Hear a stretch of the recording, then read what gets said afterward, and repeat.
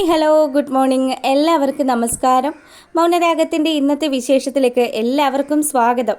അങ്ങനെ നമ്മുടെ സരയു ആശുപത്രി കിടന്നുകൊണ്ട് അവളുടെ തനി സ്വഭാവം പുറത്തെടുക്കുകയാണ്. മറ്റൊന്നുമല്ല, അമ്മ ഒരു കാര്യം ഞാൻ പറഞ്ഞേക്കാം.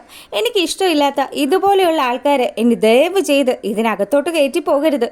എല്ലാവരും കൂടി എൻ്റെ കുഞ്ഞിനെ കണ്ണ് വെച്ച് കൊല്ലും. എനിക്ക് ആ താരയെയും അതുപോലെ തന്നെ ഇപ്പോൾ പോയില്ലേ ഒരുത്തൻ കിരൺ, അവനെ ഒന്ന് കാണുന്നത് പോലും ഇഷ്ടമല്ല. അല്ലമ്മേ, ആ താര ഇവിടെയാണ് കിടക്കുന്നതെന്ന് പറഞ്ഞല്ലോ. അങ്ങനെയാണെങ്കിൽ അവരെങ്ങാനും എന്നെയും എൻ്റെ കുഞ്ഞിനെയും ഒക്കെ കാണാൻ വേണ്ടി ഇങ്ങോട്ട് വരുമോ? അങ്ങനെ എങ്ങാനും വന്നു കഴിഞ്ഞാൽ അവരെ ഞാൻ കൊന്നു കളയുമെന്നുള്ള കാര്യം കൂടി ശാരിയുടെ അടുത്ത് സരയു പറയുകയാണ്. അപ്പോൾ സരയുണ്ട് ഈ വർത്തമാനമൊക്കെ കേൾക്കുമ്പോൾ ശാരിയാണെങ്കിലോ, കുഞ്ഞ് നിന്നെ വന്ന് നിൻ്റെ അമ്മ കണ്ടിട്ട് പോയി എന്നുള്ള രീതിയിൽ ഇങ്ങനെ ആലോചിച്ച് നിൽക്കുക. അമ്മ എന്താ ഇതിനു വേണ്ടി ചിന്തിക്കുന്നത്? അമ്മയോട് ഞാൻ പറഞ്ഞതല്ലേ, കുഞ്ഞിൻ്റെ കാര്യങ്ങൾ അമ്മ പ്രത്യേകം ശ്രദ്ധിച്ചോണം. അതുപോലെ എൻ്റെ അച്ഛനുണ്ടല്ലോ ഒരുത്തൻ, വട്ടുപിടിച്ച് അലഞ്ഞ് നടക്കുന്ന അയാൾ എൻ്റെ കുഞ്ഞിനെ കാണാൻ വന്നു എന്ന് ചോദിക്കുക. എപ്പോഴും ഒരു പ്രാവശ്യം വന്ന് കണ്ടു മോളെ. അങ്ങനെയൊക്കെ പറഞ്ഞിട്ട് സരയു ഭയങ്കര കട്ടക്കലിപ്പിലിരിക്കുകയാണ്. പിന്നീട് നമ്മളെ കാണിക്കുന്നത് ആശുപത്രിയിൽ നടന്ന വിവരങ്ങളൊക്കെ പറഞ്ഞുകൊണ്ട് നമ്മുടെ ദീപയുടെ അടുത്ത് വരുന്ന കിരണിനെയും കല്യാണിയെയാണ്. അപ്പോൾ ബൈജുവും അതുപോലെ തന്നെ പാറുമോളും ഒക്കെ പറ്റി നിൽക്കുന്നുണ്ട്. അങ്ങനെ അവർ വിശേഷങ്ങളൊക്കെ തിരക്കി. എന്തായി മോളെ പോയിട്ട്? കുഞ്ഞിനെ കണ്ടോ എന്ന് ചോദിക്കുക. കണ്ടു കുഞ്ഞിനെ കാണുകയും ചെയ്തു. കുഞ്ഞിൻ്റെ അമ്മമ്മയെ കുഞ്ഞിനെ കാണിക്കുകയും ചെയ്തു. താര കണ്ടോ കുഞ്ഞിനെ? അതെ താരാൻ്റിയെ കൊണ്ട് ഞങ്ങൾ കുഞ്ഞിനെ കാണിച്ചു. ശാരി ആൻറ്റി ഇപ്പോൾ നമ്മുടെ സൈഡാണല്ലോ. ശാരി ആൻറ്റി എലിക്കണിപ്പെട്ട അവസ്ഥയിലായതുകൊണ്ട് ആൻറ്റി എല്ലാത്തിനും സപ്പോർട്ട് ചെയ്യും. അങ്ങനെ ഇവർ വർത്തമാനം പറഞ്ഞുകൊണ്ട് നിൽക്കുക. അപ്പോൾ ആ സമയത്താണെങ്കിലോ, അല്ല കുഞ്ഞെങ്ങനെയുണ്ട് ആൻറ്റി? കുഞ്ഞ് സുന്ദരനാണോ എന്ന് ചോദിക്കുമ്പോൾ കുഞ്ഞ് കറക്റ്റായിട്ടും പറഞ്ഞാൽ നമ്മുടെ മനോഹരൻ്റെ തനി പകർപ്പാണ്.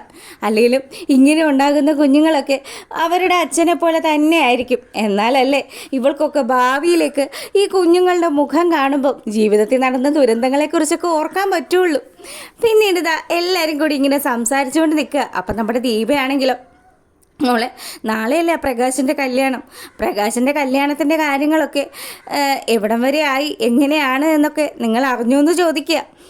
നമ്മളെല്ലാവരും കൂടി നാളെ പ്രകാശിൻ്റെ കെട്ട് നടക്കുന്ന സമയത്ത് പോകും. ഒരിക്കലും നടക്കാത്ത ആ വിവാഹത്തിലേക്ക്. എന്തായാലും അമ്മേ, നമ്മുടെ കൺമുന്നിൽ കൂടി പ്രകാശനും അയാളുടെ അമ്മയൊക്കെ തെണ്ടി നടക്കുന്ന കാഴ്ച കാണേണ്ടി വരും. അതിന് വലിയ താമസമൊന്നും ഇല്ല എന്നൊക്കെ പറഞ്ഞ് നമ്മുടെ കിരൺ ഇങ്ങനെ പറയുക. അപ്പോൾ ആ സമയമാണെങ്കിൽ ദീപ പറഞ്ഞു, എനിക്ക് അവൻ്റെ വിവാഹം കാണണമെന്നൊന്നും ഇല്ല. എന്തായാലും ഞാൻ ഈ നാട്ടിൽ തന്നെ ഉണ്ടല്ലോ. അവൻ്റെ വിവാഹം മുടങ്ങണം. അവൻ അനുഭവിക്കാനുള്ളത് മുഴുവനും അനുഭവിക്കണം. അതിനുശേഷം എനിക്ക് ആ കാഴ്ചയൊന്ന് കാണണമെന്നൊക്കെ പറഞ്ഞ് ദീപ നല്ല വാശിയിൽ തന്നെ സംസാരിക്കുക. അങ്ങനെ ആ ഒരു സീനൊക്കെ കഴിയുമ്പോൾ നമ്മളെ കാണിക്കുന്നത് പ്രകാശൻ വാങ്ങിയ താലിമാലയൊക്കെ എടുത്ത് കയ്യിൽ പിടിച്ച് നമ്മുടെ മുത്തശ്ശി ഇരിക്കുന്നതാണ്. അപ്പം മുത്തശ്ശിയാണെങ്കിലും, പ്രകാശ ഇത് അത്യാവശ്യം നല്ല പൊലിച്ചവും തൂക്കവും ഒക്കെയുള്ള മാലയാണല്ലോ. അപ്പം നാളെ നീ ഇത് അവളെ അണിയിക്കുന്ന സമയത്ത് ആ ദീപ ഇതൊന്നും കാണാനായിട്ടൊന്ന് വന്നിരുന്നെങ്കിൽ അവൾ കാണണം. നീ ഇതേ മറ്റൊരു പെണ്ണിൻ്റെ കഴുത്തിൽ ഇത്രയും വിലപിടിപ്പുള്ള ഒരു മാല ചാർത്തുന്ന കാഴ്ച. ഞാനും അങ്ങനെയൊക്കെ തന്നെയാണ്. അവളെ എന്തായാലും ഒന്നൊന്ന് വിളിച്ച് സംസാരിക്കണം. അവളെ വാശി കയറ്റി കഴിഞ്ഞാൽ ഉറപ്പായിട്ടും അവൾ ആ കാഴ്ച കാണാൻ അവിടെ ഉണ്ടാകും. അങ്ങനെ പ്രകാശനും മൂങ്ങിയും കൂടി കാര്യങ്ങളൊക്കെ സംസാരിച്ച് അവിടെ ഇങ്ങനെ ഇരിക്കുക.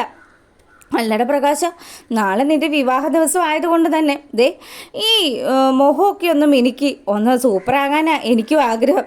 ഞാൻ എന്താടാ ചെയ്യേണ്ടത്? നിങ്ങളൊക്കെ എവിടെയൊക്കെയോ പോകുമല്ലോ, ആ സ്ഥലത്തേക്ക് ഞാനും പോയാലോ? ഈ മുഖമൊക്കെ മിനുക്കുന്ന സ്ഥലത്തേക്ക്. അമ്മ ബ്യൂട്ടി പാർലറാണോ ഉദ്ദേശിച്ചത്? അത് തന്നെ, അവിടെ തന്നെ നാളെ രാവിലെ ഞാനങ്ങ് പോയാലോ? അങ്ങനെയാണെങ്കിൽ ഞാനങ്ങ് സുന്ദരിയാകില്ലേ? മോനെ നിനക്കറിയോ, പണ്ട് അമ്മയ്ക്ക് ഇങ്ങനത്തെ കളറൊന്നും അല്ലായിരുന്നു. അമ്മ നല്ല വെളുത്തിട്ടായിരുന്നു. എന്ത് ചെയ്യാനാടാ, കഷ്ടപ്പാടും ദുരിതവും മൂലം എൻ്റെ കളറൊക്കെ പോയി ഞാൻ ഈ കോലത്തിലായതാ.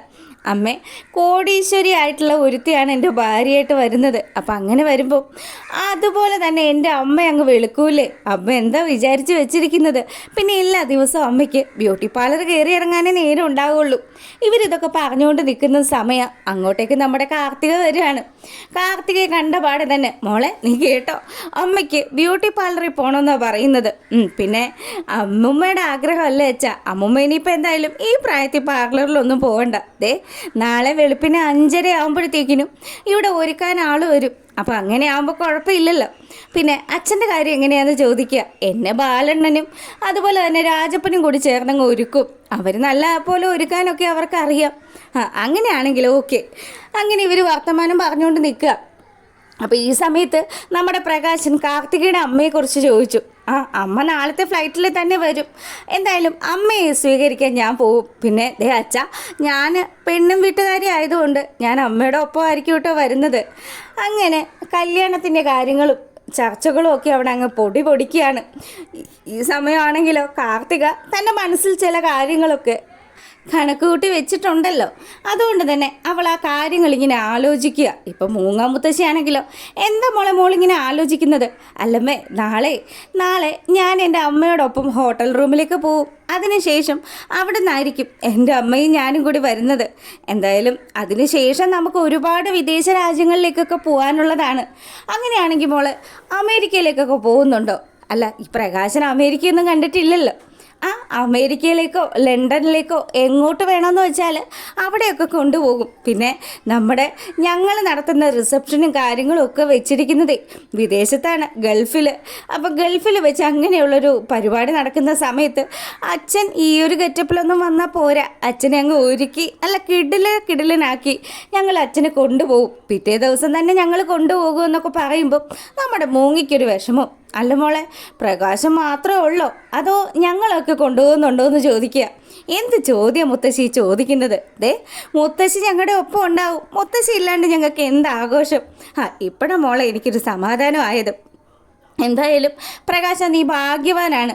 അതിനെക്കാട്ടിലും ഭാഗ്യം ഇപ്പം എനിക്കും കിട്ടിയിട്ടുണ്ടെന്നൊക്കെ പറഞ്ഞ് മൂങ്ങ സന്തോഷത്തിൽ അങ്ങനെ ഇരിക്കുക. ഈ സമയം നമ്മുടെ കാർത്തിക അവിടെ നിന്ന് മുങ്ങി നേരെ പോയി പൊങ്ങുന്നത് നമ്മുടെ ലക്ഷ്മിയമ്മയുടെ അടുത്താണ് കേട്ടോ. ലക്ഷ്മിയമ്മയുടെ അടുത്ത് ചെന്നിട്ട് അവൾ കാര്യങ്ങളൊക്കെ സംസാരിച്ചു. അമ്മേ, നമ്മൾ വിചാരിക്കുന്ന പോലെയല്ല, പ്രകാശം ഭയങ്കര സന്തോഷത്തിലാണ്. ഇന്ന് വൈകിട്ട് ഹൽദി ചടങ്ങൊക്കെ നടത്താനുള്ള ചില പുറപ്പാടുകളൊക്കെയാണ്. കൂട്ടുകാരെയൊക്കെ വിളിച്ചു വരുത്തുന്നൊക്കെയുണ്ട്. എന്തായാലും അവനങ്ങ് ആഘോഷിക്കട്ടെ മോളെ. ഇതവൻ്റെ അവസാനത്തെ ആഘോഷമായിരിക്കും. അല്ല, അമ്മ ഇതുവരെ കാര്യങ്ങളൊന്നും പറഞ്ഞില്ലല്ലോ. എന്താ എൻ്റെ അമ്മ പ്ലാൻ ചെയ്ത് വെച്ചിരിക്കുന്നത്?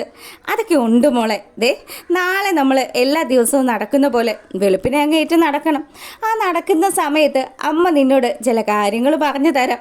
അതുപോലെ തന്നെ അങ്ങ് നടപ്പാക്കണമെന്നൊക്കെ പറഞ്ഞ് ലക്ഷ്മി അവിടെ ഇങ്ങനെ നിൽക്കുക.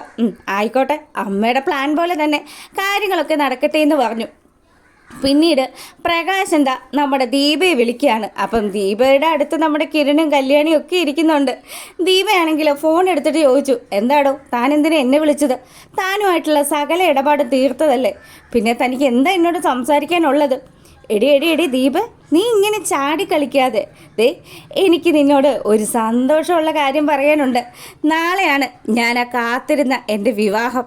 അറിയാലോ, എൻ്റെ വധുവായിട്ട് വരുന്നത് മഹാലക്ഷ്മിയാണ്. കാർത്തിക ഫുഡ്സിൻ്റെ ഓണറാണ് അവർ. നിന്നെ പോലെയുള്ള ഒരു ആക്രിയൊന്നും അല്ല. പിന്നെ എൻ്റെ വിവാഹം കാണാനായിട്ട് നീ അവിടെ ഉണ്ടാകണമെന്ന് പറയുക. എടോ, തൻ്റെ വിവാഹം കാണണമെന്ന് എനിക്ക് തീരെയും താല്പര്യമില്ല. എടി, എനിക്ക് ഇത്രയും നല്ലൊരു ബന്ധം കിട്ടുന്നതിനുള്ള കുശുമ്പല്ലേ നിനക്ക്? അങ്ങനെ അങ്ങോട്ടും ഇങ്ങോട്ടും വാക്ക് തർക്കങ്ങളും കാര്യങ്ങളും ഒക്കെ ആയി. എടോ, തൻ്റെ വിവാഹം നടക്കട്ടെ, ഇതൊന്നും എന്നെ ബാധിക്കുന്ന കാര്യമല്ല എന്നും പറഞ്ഞ് നമ്മുടെ ദീപ ഫോൺ വെക്കാൻ തുടങ്ങുകയാണ്. അപ്പോൾ ഈ സമയത്താണെങ്കിലോ കിരണും കല്യാണിയും ദീപയുടെ അടുത്ത് വന്നിട്ട് അവരോട് സംസാരിക്കുക. എന്താ അമ്മേ, അങ്ങേര് വിളിച്ചിട്ട് എന്താ സംസാരിച്ചത്? അവൻ്റെ കല്യാണമാണ് നാളെയെന്ന്, നമ്മൾ കൂടണമെന്നൊക്കെ അവൻ പറഞ്ഞത്. എന്തായാലും എൻ്റെ പൊന്നുമോളെ, നിങ്ങൾ പോയിട്ട് വാ. എനിക്ക് അവൻ്റെ വിവാഹം, അതും ആ നടക്കാത്ത വിവാഹം കാണാനൊന്നും വലിയ താല്പര്യമില്ല. പിന്നെ എപ്പോഴെങ്കിലും ഞാനത് കണ്ടിരിക്കും. ശരിക്കും പറഞ്ഞാൽ ഇതൊക്കെയാണ് ഇന്നത്തെ വിശേഷം.